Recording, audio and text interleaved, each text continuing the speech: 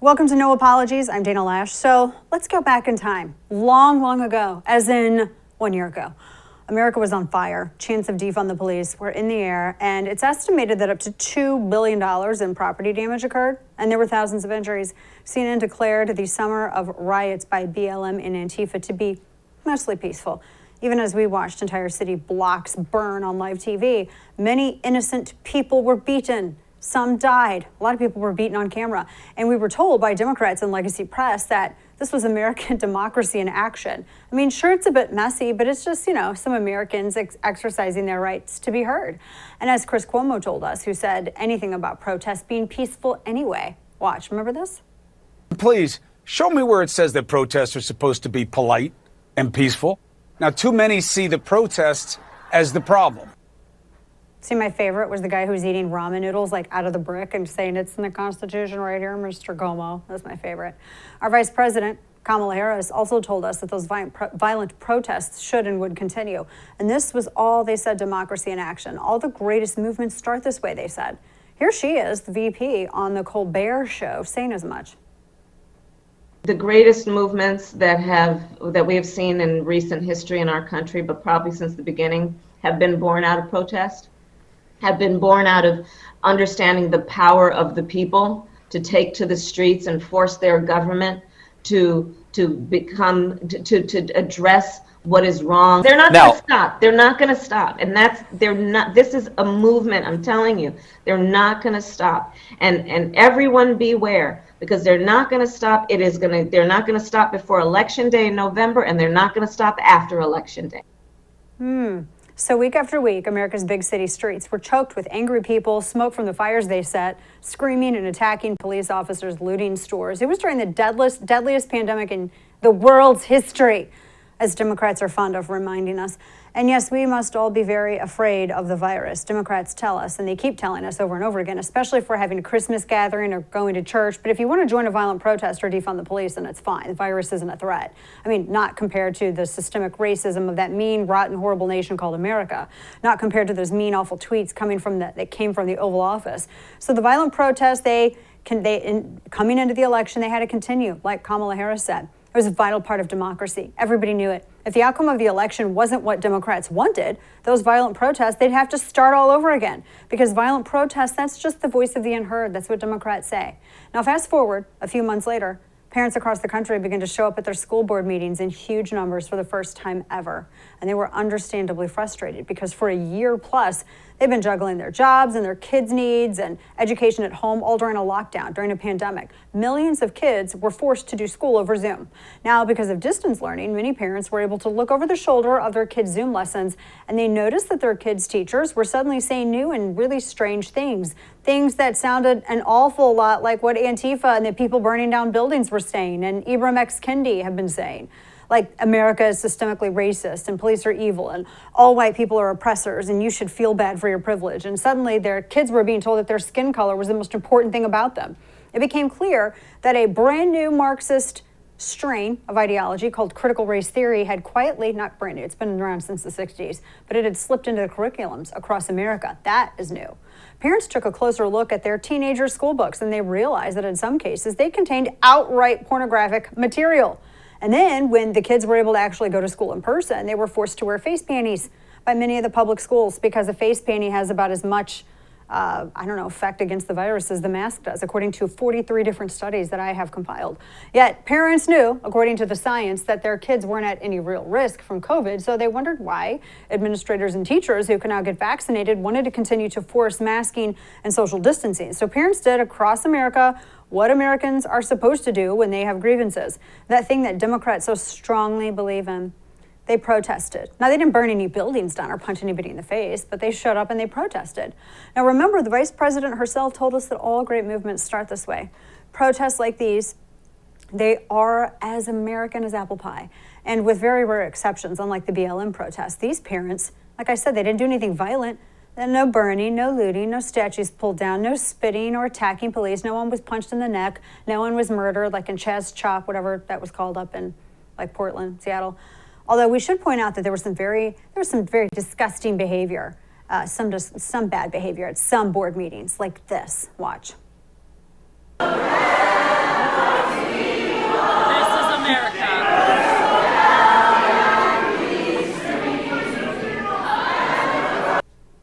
That's right, parents singing the national anthem. That's what domestic terrorism looks like. I mean, apparently. The National School Board Association, they didn't like all this because school boards don't like being questioned for shoving institutionalized Marxist racism, aka CRT, and gender fluidity down our kids' throats. They didn't like that parents were sticking up. So the National School Board Association, they sent a letter to the Biden administration. They wanted the administration to intervene. They said that parents who are expressing their concerns at school board meetings ought to be regarded as domestic terrorists.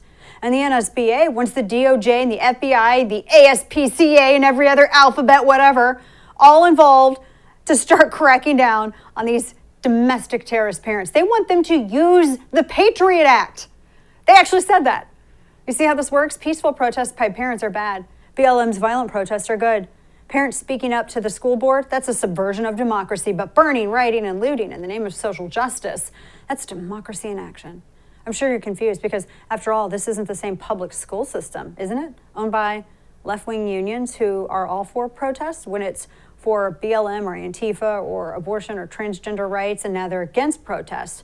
And that's because you're protesting against them. And that cannot stand. It only took the Biden administration a hot second to pivot to their new position on protests, even peaceful ones. Peaceful protests are now bad, especially if it's parents who oppose the public school system and this CRT nonsense masquerading as curriculum. And now it's been completely adopted by the entirety of the Democrat Party. So U.S. Attorney General Merrick Garland, still bitter about not being on the Supreme Court, has announced that the federal government is going to get involved by cracking down on not Antifa, not BLM, not on Larry Nassar, not on Jeffrey Epstein, but parents.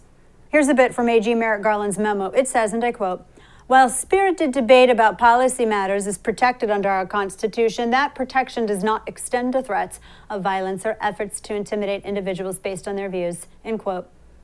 All right, so show us the police reports. I'm sure you got them, right? If it's enough to necessitate the involvement of the DOJ. I mean, for me to get the FBI field office in Dallas involved when people were threatening me, I had to have police reports and all that stuff. So I'm sure you have tons of them, right? I mean, if it is occurring to this extent, right? This is a gaslight to end all gaslights. So when Antifa or BLM are showing up outside people's houses and burning down people's businesses for an entire year, it's okay, mostly peaceful. But when you exercise your rights as an American and a parent, well, hell spells. The DOJ and the FBI and everybody else is going to come right down on your head. In fact, it's possibly an act of domestic terrorism. Thanks, Patriot Act, for allowing us to be able to define it however we want to. That's not an anti-constitutional piece of garbage. Now, is your head exploding, by the way, from all the gaslighting? Now, to be clear, what Merrick Garland and the National School Board Association are suggesting is that there are threats being made against school board members. Now, unlike the left, people who are for limited government and are pro-constitutionalists, we don't like threats because we don't think that that's a form of protected speech, and it's just a lazy way to try to make an opinion or articulate an opinion or viewpoint. By all means, get the local authorities involved. I'll come help.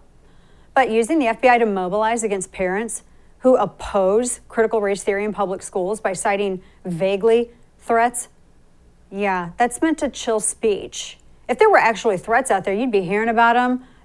You would be hearing about them, period, right? The vast majority of these parents, of course they're passionate, but they're peaceful, and they're protesting their local school boards and asking questions and running for seats. See? I mean, I'm sure that they can, if there are threats being made, I'm sure that they can substantiate this and show us some police reports, right?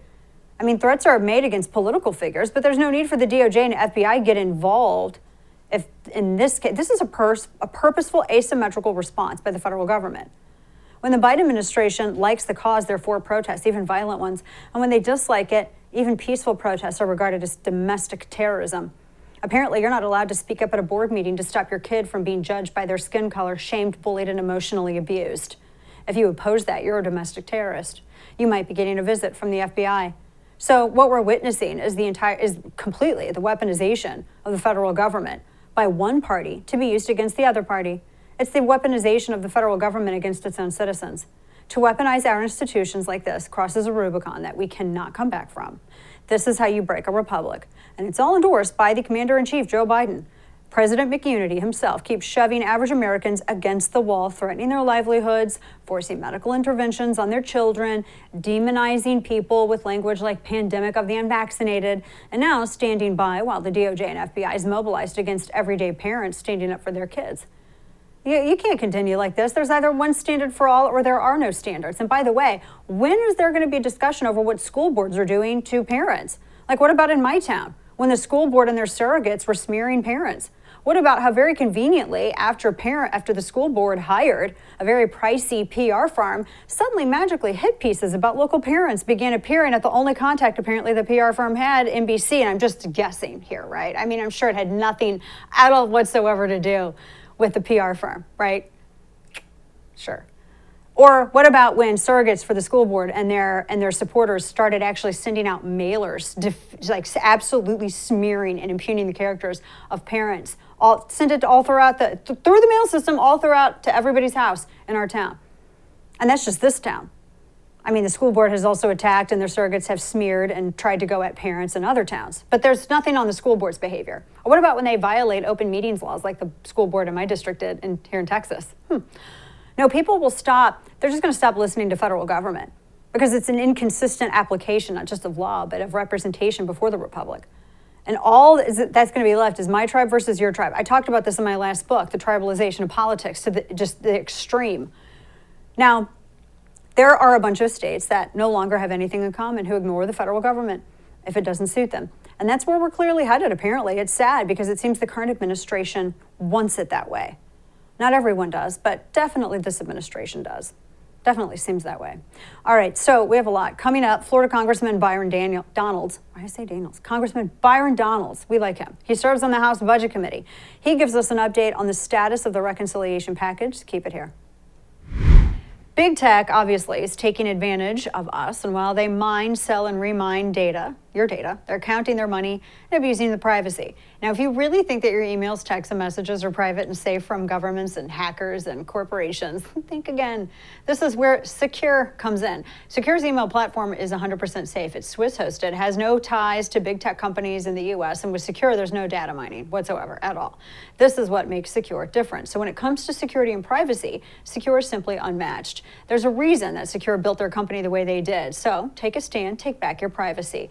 Use discount code Dana and Secure will only cost you $7.50 a month for full access, which is basically nothing. So visit secure.com today, create your secure email address and account. And don't forget code Dana for 25% off for a whole year. That's secure.com, promo code Dana for 25% off.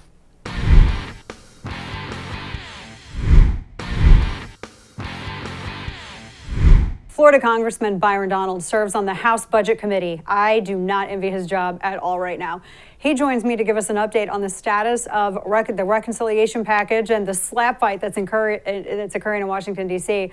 Congressman Donald, we so appreciate you. Welcome to the show. We're just praying for you to keep your sanity while you're on that committee. Oh, my gosh. So what's the latest? Like, where's this fight at?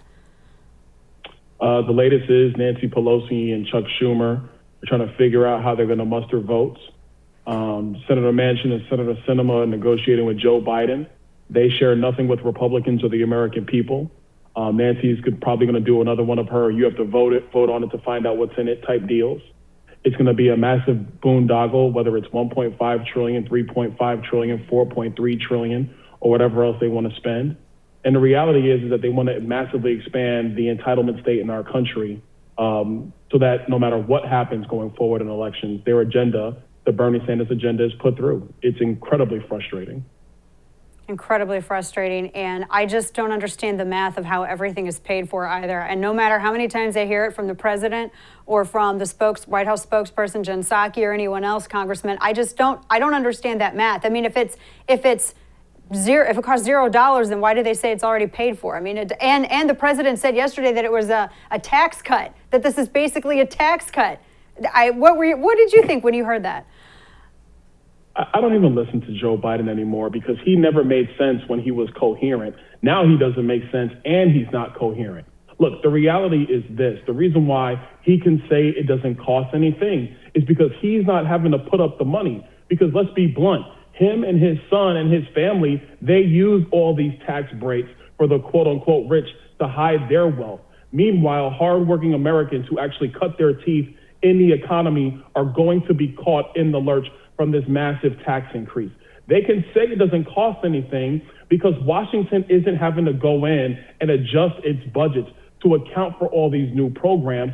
They're just going to take money out of the private sector, which doesn't cost politicians a thing, and spend it on other people, which doesn't cost politicians a thing. But who it costs are the business owners and the productive members of our society, and who it also costs are poor working families and senior citizens when their purchasing power is destroyed from this massive overspending that does cause inflation. And you bring up a great point, Congressman. No offset spending in this package at all whatsoever. And I mean, I'm sure that there's not a single thing that we spend money on that's a sacred cow. I'm sure that we can probably revise some of these, as you were talking about some of the spending for some of these other programs and these other departments. I'm sure we could revise it to have, if they wanted to have that conversation, to offset anything. But the stuff that they want to spend money on, I was looking at some of this. I mean, honestly, they were looking at some kind of elderly transgender studies program. That was like, just to be short with it, that's what was something that was getting millions of our dollars, which kind of blows my mind, and I think everyone else's, considering we're just coming out of a lockdown state. We're looking at inflation. We're looking at supply chain disruption. We don't want to see our money going towards anything that isn't legitimately an infrastructure issue, Article 1, Section 8. Totally agree. And the only legitimate functions under Article 1, Section 8 or dealing with infrastructure, that's about $250 billion. So keep in mind what we're talking about. $250 billion is the stuff that, Washington should actually be doing, actually, quote unquote, investing in.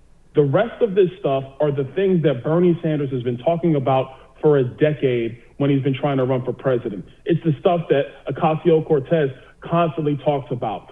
They love to talk about how Republicans only give tax cuts for the rich. But what the Democrats are doing in this plan are tax incentives for the wealthy. There's an $8,000 Tesla tax credit in this bill to give people $8,000 to go buy an electric vehicle. But then here's the issue. Rich people can buy electric vehicles because they have disposable cash. Poor people can't go buy an electric vehicle because it's too expensive. It's not economical for them. So these are tax giveaways for the rich, courtesy of the Democrat Party, just so they can seek not only their green agenda, but the Bernie Sanders, Ocasio-Cortez, radical socialist agenda.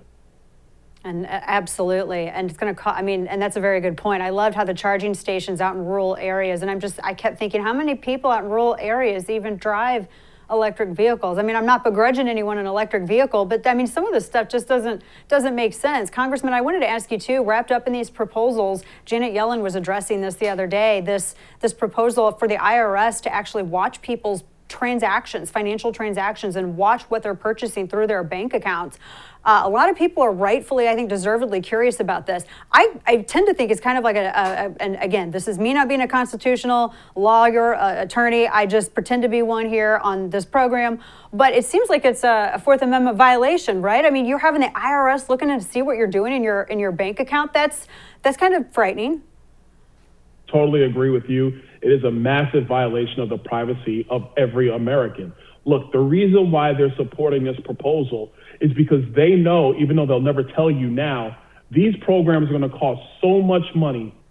They have to get tax money from everywhere. This whole line about only people over $400,000 getting taxed is a lie. It's going to come from everybody. That's why they have to dig into everybody's account to basically find all the little change in the couch cushions in order to pay for their radical agenda. Who is this privacy really going to hurt? People in the gig economy, your Uber drivers, people who are doing Uber Eats, stuff like that, people who are waiters and waitresses who rely on tips. Those are the people that are going to be targeted in this. It's going to be working people who are targeted with this. Why? Because they need everybody's money to pay for these radical policies, to pay for this socialist agenda. But it's bigger than that. You cannot turn the IRS into a watchdog of every American. That is insane. The last time we gave a government agency even a purview into financial transactions was when we brought in currency transaction reports when people were moving more than $10,000 in cash. And the reason why we gave a look into that is because we were trying to stop money laundering associated with drug traffickers and terrorists. And now they want to turn the IRS onto everybody. It is absolutely insane. That's a great point too about those transactions. And thinking about this, that's going to be a lot of IRS agents that has to look at a lot of people's different bank accounts. It seems like what the money that they're going to get out from doing that, or that they would get out of that, does not in any way meet or exceed the money they're going to have to spend just to carry this out. You're absolutely right. Even by our estimates internally, we're thinking they're going to have to add about $13 trillion to the to the debt, over the next decade to pay for this monstrosity fully. That's why they're doing things like putting the child tax credit on for only 4 years, or the expansion in Medicare benefits for dental and vision don't go into effect until 2028, and then they only last for 2 years. Because what they want to do is create these fiscal cliffs so that even when the Democrats lose the House, and let me tell you, they are going to lose the House. But then when they do that, they're going to try to put Republicans on the line to vote up or down on these different issues because they want to constantly create a political question, telling the American people, if you want to keep your child tax credit, you need to elect us. If not, the Republicans will get rid of it.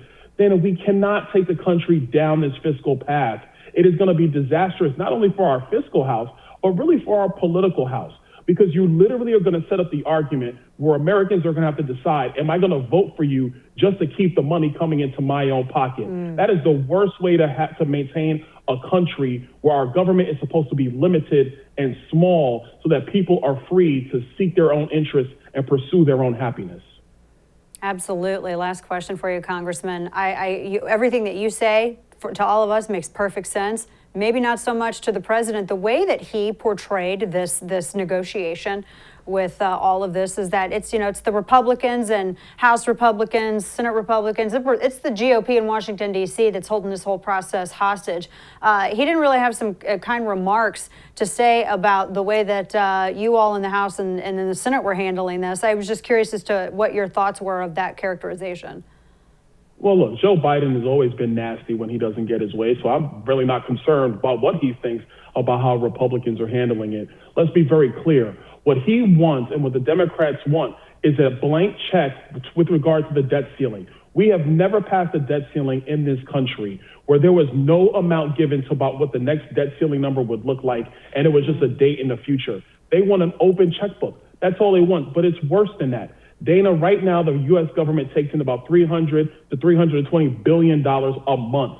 That's enough to pay the interest on the debt every month, to pay Social Security, to pay Medicare, and to deal with our military. Everything else we'll have to negotiate. So this talk about how we're going to default on the debt is a lie. We can make the interest payments, which is what we do. We don't pay principal on our debt. We pay interest. We can do that, pay out Social Security and Medicare, and then Washington will actually have to get to work about what is fiscally sane in the United States. Joe Biden doesn't want to have to do that hard work. He wants unlimited money to spend so he can actually accomplish the thing that Bernie Sanders wants, so he can go down in history as another FDR or an LBJ. Ooh, and that would be his legacy for sure. Congressman Byron Donald, it's such a pleasure to see you again, sir. And thank you for your advocacy and for all you're doing to save us money and to save our money in D.C. We appreciate it. Absolutely, anytime. Of course.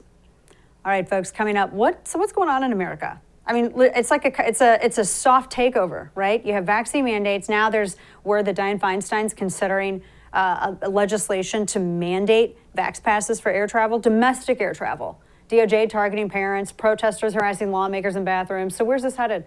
Dave Rubin, host of the Rubin Report, joins me next to break it all down. Stay with us.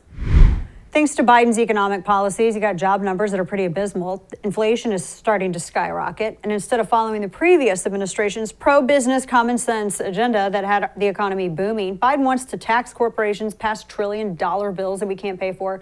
So you got to be proactive and take steps to protect your wealth and your retirement. You can do that by investing in gold and precious metals. Legacy Precious Metals can help you. Washington keeps printing money to pay for just insane spending, but all that does is devalue your dollar.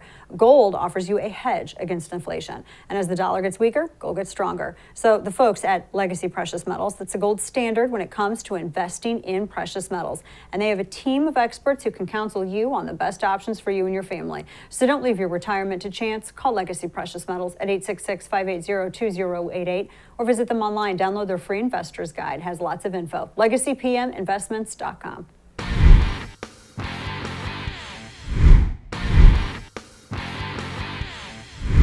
So America seems to just basically be going to hell. I don't know how else to put it. We have never been more divided. Everything sucks. Everybody argues over everything. And now you have to have vax passes and people are yelling at each other. And we have the DOJ looking at parents simply for speaking up at school board meetings. So where are we headed as a country if this keeps up? Because I hear people talking about secession, but I just don't know how realistic all of that is. Our friend Dave Rubin, you know him. He's host of the Rubin Report. He's a Californian, God love him, and author of the book, Don't Burn This Country, Surviving and Thriving in Our Woke Dystopia. Dave, thank you so much for being here. I think you're going to have to give us tips on how to survive in this woke dystopia at this point. Yeah, well, that's exactly what the new book is about, but it's not out until April, so I want to hold some of those tips and tricks, but your intro there is right on point. We're watching just such a collapse of sort of everything at this point, of our First Amendment, freedom of speech, obviously, of our Fourth Amendment, right to privacy. Now you have to accept government mandated jabs, of, masks everywhere and stay at home and $3.5 trillion equals zero and people crossing through the border and gas prices raising and, just sort of everything at once is happening. And where's the silver lining in that? I'm not so sure. I thought that's what you were going to give to me, Dana, but you passed it over to me. No. We each thought that we were going to be each other's self-help person today. So now we're just basically we're all screwed, guys. That's it. That's the show. There you go. That's it. Yeah, end scene. No, but that's true. I mean, like for instance, the DOJ thing with parents and school boards. I mean, we had a big school board fight here, and some of the slides, like for instance, I wrote a piece on it. I know the Federalist wrote about it, Daily Caller, Daily Wire, everybody did. The slides that they were showing, like they would use these in school, were insane. I mean, it was abusive to children, no matter your ethnicity or anything. And the fact that parents speaking out against that would be considered a form of domestic terrorism, when just last year we had actual domestic terrorism and burning buildings and people being murdered at Chaz Chop, that little hippie commune experiment that happened up in Seattle, it's jarring, the fact that so little was said by these same people who are now in Washington, D.C. in the White House, and then compared to now. I mean, it does feel Orwellian. My question to you is, do you think that it's going to do one of two things? It'll chill speech and parents are going to be too terrified to rock the boat anymore, or it's going to make them so mad that this is going to make the Tea Party look like nothing? Right, so that's the silver lining part, right? That yes, people are afraid and they're concerned and we're watching so many horrible things happen, but the silver lining part is the mass red pilling of good, decent people. Because when this stuff comes to your kids, when it literally is, your 7-year-old now has to be injected with this vaccine, or we're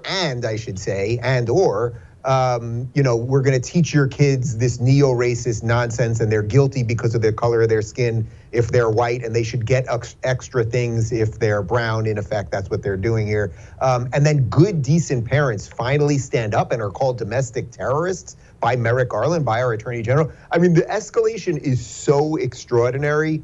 And I think to your point, you can push people so far, and unfortunately in modern times in America, but I think in most Western nations, we've all become so fat on freedom and so distracted by Netflix and Hulu and video games and whatever else, that you can push us probably further than we should be allowed to be pushed. But I do sense that the midterms will shock some people, because good, decent people don't want this nonsense. Activists want it and elitists want it, because they know that's how they can divide us and maintain control. But good, decent people, as long as elections are still legit, if they are, and as long as big tech doesn't ban all of us, which they might, then we got a chance. I know. I keep thinking every day I'm going to wake up and nope, nothing will refresh. I've been kicked off the internet. You too. I mean, you're treading that fine line. You mentioned I'm hanging around for now. You're hanging in there. You're going to make them force you to leave California, aren't you? Honestly, I don't know what I'm going to do. It's the endless discussion. Well, let me tell you this. I mean, the real truth of it is when the lockdown started and when all the craziness was happening, I decided that I would stay and fight for California, because there was a rumor that there was going to be this recall. And then we had a year of recall, and then we had the election, and obviously it didn't go well. I know you like Larry Elder as much as I do. He was a good, decent man who was treated horribly, and the recall went horribly. And now, since it's happened, things have significantly gotten worse in California. It was like a 70-30 no on the recall, which is pretty terrible. And I don't see the star in the distance of like how it can get better here. I'm much more bullish on America turning it around because America still has a federalist system. There's places like Texas and Florida that will mount a more effective assault. But I don't know at this point if it's worth staying. You know, look, 80 degrees and sunny without humidity, it's nice, and we're close to the water here, and the beaches are cool, and you know, there's a couple of decent human beings here. But at some point, it's just not enough. But the thing is, I'm a fighter. I didn't know I was a fighter, but I think I've learned that I'm a fighter. And the idea of the retreat, the idea of just saying, no, you guys take Cali, it's like, that's pretty sad. So I really am trying to decide what to do. I realize it's tough because you don't want to feel like you're giving up. You don't want to feel like you're giving up that ground. And it is. I mean, your guys' weather, it's ridiculous. I hate you guys daily for your weather. It's really wonderful. I saw you tweet the other day. You were actually going to give an interview, a network interview. You arrived with your producer, and they wouldn't let you in the building because you could not present to them a vaccine pass. Now, we don't have anything like that in Texas, thank heavens, but that floored me because I think yours was like one of the first that I had seen since they implemented that in California, where you were actually turned away. And this was there was no exceptions made. You were gonna go on live television. There was no exception made? No, so it was Fox LA, which I actually didn't say in the initial tweet because I didn't want to get anybody into trouble, but then I decided that it was worth saying. It was Fox LA, which, by the way, that's the local Fox affiliate. That's not Fox News. So just to be clear, before people start screaming about that. But they asked me and my producer, they said, can we see your vaccine passports? And I said to the security woman, I said, it's nobody's business whether I've been vaccinated or not. I'm here to do a show. I'll be in and out in 5 minutes. You know, I won't touch anybody. I won't breathe on anybody. And she said, it's corporate. It's a corporate decision. It started yesterday. It's a corporate decision. They had us pull over. They talked about it for 10 or 15 minutes, and then they sent me home, and I did the show via Zoom. But in my personal opinion, it's your choice what you inject with your body. I thought it was my body, my choice. I know that doesn't count anymore. But I'm not telling anyone whether I'm vaccinated. It is utterly irrelevant. I am a relatively young, healthy person. I have a right to privacy. I can talk to my doctor about my own health, as everyone can. And I think, Dana, it's pretty clear at this point that these vaccine mandates have nothing to do with COVID, the virus. They have much more to do with an authoritarian virus or a virus of the mind. Yeah, and to that point, the other thing that is wrapped up into this is the complete, I mean, we always talk about following the science, the whole issue of natural immunity. I had a friend, and they were going to go. They were actually going to go on an anniversary trip to Spain, and they were barred. And well, she was barred entry because she had coronavirus naturally, so she already had natural immunity. And this was 3 months ago. Spouse was vaccinated, no issue, but she couldn't go because she did not have a vaccine. She didn't think that she needed to get one. Which normally, I mean, whether it's chickenpox or any other type of virus, when you get a vaccination, I mean, that's the understanding that you're having a transference of immunity here. So she figured she doesn't need to do that. They can book the trip. And as it turns out, no, she can't go because even though she had it, she didn't have the injection. So it's not the same. And then I have to wonder, you're right, this isn't even about the shot. It's not about science. It's about control. Of course it's about control. 0.002% of children under 18 die of COVID. Those are CDC numbers. Check them yourself. Don't listen to me in the box. Check them yourself. And yet in California, they are mandating that children 12 and up will have to be vaccinated to go to school. And Newsom has already said he wants it to be children as young as 5. Where are the years worth of clinical studies on what this will do to children? I'm not telling anyone not to be vaccinated, but I thought in America we were supposed to use logic and reason and have a healthy skepticism of power and that much. You know, I just interviewed Rand Paul. We're going to put it on my channel tomorrow. And I asked him the same question you're asking me. In essence, what is this really about? And he basically said that this is about the China social credit system, that they will start this with you having to show that you've been vaccinated. But what will lead after that will be, oh, did you talk about the government in a bad way? Because then you'll be deducted points. Did you do whatever else it is that deems you a good citizen? And that might help your credit score or hurt your credit score or your ability to open a business. I mean, this sounds like dystopian, futuristic nightmare stuff. And yet it really is here. No one in their right mind, I think, at this point, thinks that 98% of people have to be vaccinated for the country to go forward. And that's what Joe Biden is saying. And not to be rude, but I'm fairly certain there's something wrong with Joe Biden that should be looked into that has nothing to do with COVID. Yeah, I'm still trying to get over how his public pool had a basement and like a Freddy Krueger type of chain cutter in it. That I've never been able to quite figure that one out. Last question for you, Dave, real quick. You know, on this whole thing of speaking out and being able to have free speech and ask your questions of your government, has it gotten a lot harder for them now that you have NBA stars speaking out and models speaking out? It feels like they are now in a tug of war over that influence within the cultural sphere. I wanted to get your thoughts on that. Yeah, what a beautiful example of why individual rights and your ability to say what you believe is so vitally important, and that we have protected that better in the United States than any country in the history of the world, and we're just handing it away. That incredible speech that Jonathan Isaac from the Orlando Magic gave about COVID, saying, I'm young, I'm healthy, I've had COVID, I believe in choice, you should talk to your doctor. And the way that he said it, with such grace and dignity and decency, it was so different than the way they talk to us. You're going to do it because we tell you to do it. And there's a beautiful thing happening right now when individuals speak up and use their mind and use facts and logic and reason to defend the right things, then other people get inspired. That's the only chance we got. You know, the few politicians that I like, say Ted Cruz and Rand Paul and a couple others, they can do a little bit to help us, but they can't do everything. We're the only ones that can help ourselves. It's as simple as that. That's absolute truth. Dave Rubin, I hope that you continue speaking absolute truth and you don't get shut down, because then we're going to have to riot. I've never rioted before. I don't actually know what that would entail, like kicking over a sweater set somewhere, or I don't know, like throwing my coffee. I don't know, but I'll figure it out, I'm sure. Good to see Dana, you, Dave Rubin. Are you telling me you would loot a sneaker store for me? I will totally loot a sneaker store for you. Absolutely, yes. There you go. It's just mostly peaceful protest. That's what it is. Dave Rubin, thank you so much. Good to see you. See you, Dana. All right, folks. Coming up, we got to talk about the war on women grift. Keep it here. Black Rifle Coffee Company is a veteran-owned coffee company, and they serve premium coffee to people who love America. They develop their explosive roast profiles with the same mission focus that they learn while serving our great nation. And with every purchase you make, Black Rifle Coffee gives back. So in 2020, they donated over 6 million cups of coffee to veteran, law enforcement, and first responder causes. And their high-quality coffee beans are imported all the way from Colombia and Brazil and then carefully roasted at their facilities in Tennessee and Utah. They even have a signature roast called Lava Panther. Never seen a panther in lava, but you will if you order it. Directly sourced from a small farm in Guatemala. So temperatures are kind of cooling off. It's 85 degrees. So you can still keep enjoying the great outdoors because it's 85 degrees, at least in Texas.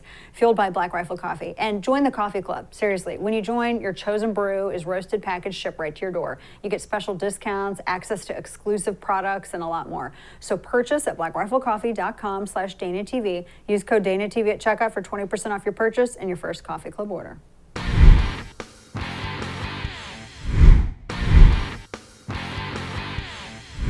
So over the weekend, a bunch of perverts, you can call them protesters, but that suggests lawful behavior, whereas these activists committed a felony under Arizona law, followed Democrat Senator SINEMA into a bathroom and recorded her as she was in the stall. I mean, there was at least one male. They recorded her as she used the toilet. No joke. Now, if you believe that women should be treated civilly and equally, then you respect women's spaces and you don't use those areas as public spaces to intimidate and harass women. Now, if you thought that the whole war on women cottage industry was going to object, think again, because apparently it's more important that the magical math of a cost-free proposed $3.5 trillion bill be honored, brought to us courtesy of the white male in the White House, than women's private spaces. Now, it should come as no surprise that there was one website that was named, and I'm just going to say it, named after a dead skank that was yeeted out of a window, would issue such a hot take to say that Jezebel's piece, and they had this whole piece saying, yes, bully SINEMA, is irresponsible journalism. It's actually insulting to journalism, a profession that can stand to lose no further esteem in the eyes of the citizenry, a citizenry that it betrays rather than serves. So here's what Jezebel had to say, quote, "Absolutely, bully SINEMA outside of her bathroom stall," end quote. Now, apparently the full erasure of women wasn't enough. The left would even like to take away women's bathrooms and any right to privacy, which used to be important to them, away from women too. But at least Joe Biden's going to speak up for women, right? I mean, he stood up to that gangbanger corn pop. Remember, he went into his pool's basement and asked the Freddy Krueger janitor to cut him some chain. And then he went up and he had like some rust or something. I forget at what point. This is at the same pool where the kids petted his leg hair. Here's the president he's just brushing it all off as politics as usual. Seriously, watch. I don't think they're appropriate tactics, but it happens to everybody. From the only people it doesn't happen to are people who have Secret Service standing around them. It's part of the process, yes. So at no point is it acceptable for people to follow you in the bathroom and continue harassing you, unless you're a parent and they're your children, okay? There was a time when a group of protesters, including at least one male, following a woman into the bathroom, that could get someone punched. That's a punchable offense, I think. But no such chivalry is to be found with our president. Does he even know about this nuclear submarine thing with France, according to John Kerry? Does he even know does he know who Kirsten Sinema is? So of course, Jen Psaki, she had to kind of like cover up for some of POTUS's remarks, but unfortunately, it was Doocy time. I mean, unfortunately for her. She had to tango with Peter Doocy again, who wasn't easily appeased by her non-answers. Watch.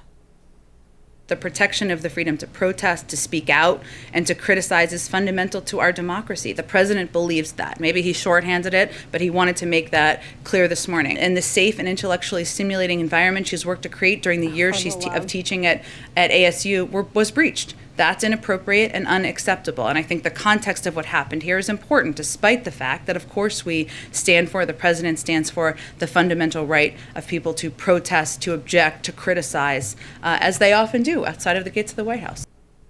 For the love, can you just say that, hey, you can protest, but stop trying to follow people into the bathroom and record them while they're sitting on the loo? Is it so hard to say that?